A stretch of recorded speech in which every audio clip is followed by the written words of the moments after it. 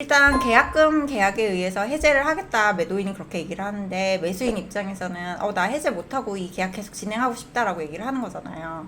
참 애매한 경우가 되게 많고, 근데 다만 제가 말씀드리고 싶은 것은, 헬로우, 부동산 형사 전문 이승은 변호사입니다. 오늘은 부동산 매매 계약을 체결할 당시에 계약금을 지급을 받았는데도 매도인이 부동산을 팔려는 마음이 더 이상 없거나 아니면 좀 더 비싼 가격으로 팔고 싶다는 마음이 생기면서 계약금을 반환해주고자 할 때 매수인이 어떤 식으로 처리를 할 것인지에 관한 이야기를 다루려고 합니다. 제 지난 영상을 보면은 부동산 계약금 해제를 하려고 할 때 배액 상환을 하지 않은 매도인에 대처하는 방법에 대해서 제가 말씀을 드린 적이 있는데 그 영상을 참고하시면 될 것 같고, 우선 계약 자체는 일단 당사자 쌍방이 이렇게 합의를 하고 나서 계약이 성립을 하는 거니까 단순한 변심에 의해서 계약을 해제하려고 할 경우에는 그 역시도 당사자 쌍방의 합의가 필요한 상황이에요. 근데 민법상 예외를 규정을 둔 거죠. 민법 565조에 의할 경우에는 계약금을 배액 상환하거나 계약금 포기를 할 경우에는 단순 변심에 의한 해제가 가능하도록 되어 있습니다. 배액이면 2배, 배액으로 상환한다라는 거죠. 1000만 원짜리 계약을 체결을 했는데 계약금 100만 원이잖아요. 물건을 파는데 제가 물건을 샀는데 마음이 바뀐 거예요. 100만 원을 받고. 그럼 저한테 200만 원을 주고 그 계약을 해제할 수가 있어요. 근데 이러한 해제 역시 어떠한 일정한 시간적 범위를 정해뒀는데 일방이 이행에 착수하기 이전까지만 이 계약금에 의한 해제가 가능한 거예요. 어떤 의미냐면, 일단 계약금을 지급을 하고 중도금을 지급하는 날짜를 다 정해놓잖아요. 근데 그 전에 일방이 중도금을 일부라도 지급을 한 거예요. 그럴 경우에는 매도인이 매수인에게 나머지 계약금을 배액 상환하고서라도 계약금에 대한 해제를 할 수가 없는 상황인 거죠. 그러니까 이거를 반대로 얘기를 하면은 매수인 입장에서는 아무래도 매도인이 계약금을 받고 나서 마음이 바뀔 것 같다는 생각이 드는 거예요. 불안하고. 그럴 경우에는 중도금 지급 날짜가 아닌 상황에서도 미리 지급을 하시면은 이 부분에 대해서 매도인이 더 이상 계약금 배액 상환에 의한 해제를 할 수가 없게 되는 거죠. 근데 또 한편 매도인의 경우에는 이러한 계약금 배액 상환을 받기가 싫어서 자기가 먼저 자기 계좌를 닫아놓는 경우가 있어요. 닫아놓고 중도금 받지 않겠다라고 하는 경우가 있어요. 그럴 경우에는 매수인은 중도금을 공탁을 하실 수가 있습니다.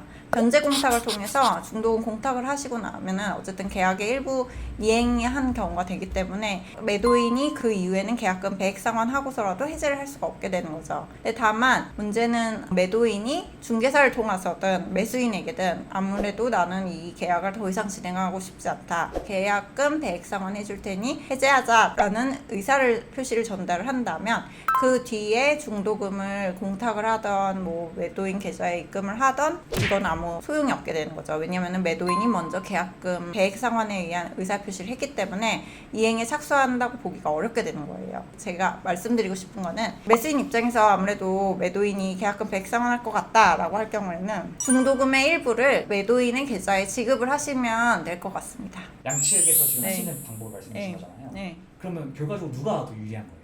그럴 경우는 보통 법원에서 판단을 해주는데, 일단 계약금 계약에 의해서 해제를 하겠다, 매도인이 그렇게 얘기를 하는데 매수인 입장에서는 나 해제 못하고 이 계약 계속 진행하고 싶다라고 얘기를 하는 거잖아요. 그럼 어쨌든 중도금의 일부라도 매수인이 공탁을 하든 이행했는지 안 했는지 여부에 대해서 다툼이 있을 여지가 있어요. 그러면은 매수인 입장에서는 중도금 지급 기한이 됐을 때 나머지 중도금을 계속 지급을 하고, 그다음에 잔금 지급 기한이 됐을 때 내 잔금을 지급을 하면서 내가 잔금을 지급할 테니까 소유권 이전 등기를 할 서류를 가져와 라고 저쪽에 얘기를 하는 거예요. 이행에 최고를 하는 거죠. 그럼에도 불구하고 매도인이 아무런 대응을 하지 않는다, 돈도 받지도 않고 소유권 이전 등기에 관한 서류도 가지고 오지 않는다, 이럴 경우에는 매수인은 매도인을 상대로 계약 해제에 기한 손해배상 청구를 할 수가 있는 거죠. 매수인은 어떤 의미에서 계약 해제를 하냐면은 매도인이 계약 이행을 하지 않는 거죠. 지금 중도금, 잔금 다 받지 않고 심지어 잔금 지급기일에 부동산 등기를 이행할 서류를 가지고 오지 않는 거잖아요. 그러니까 어쨌든 이 계약상의 이행 의무를 이행하지 않는 거기 때문에 그거에 따라서 매도인의 귀책 사유로 인해서 이 계약이 해제가 되고 그거에 대한 손해배상 청구를 할 수가 있는 거죠. 그러면은 법원에서 그걸 판단을 해주는 거죠. 법원까지 가면요.